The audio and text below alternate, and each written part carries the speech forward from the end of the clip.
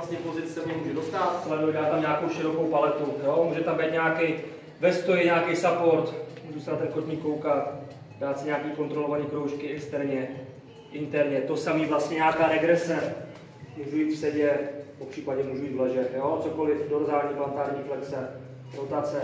Pokud bych tam chtěl nějaký odpor, zase tam bude potřeba nějaký support na tu mediální stranu, to znamená ten předek toho kotníku zapíchnu, ideální bez bod, zapíchnu nárt do země, se tomu takto hýbu, nedělám tohle kluci, Sašo, takhle, ale jedu s bokama dopředu, povolím si, jo, pak kdybych cílil na ten vnějšek, což už je takový hodně citlivá oblast, jo, tam už to tahá trošku víc, tak si takhle otočím ten kotník směrem dovnitř a jedu toto.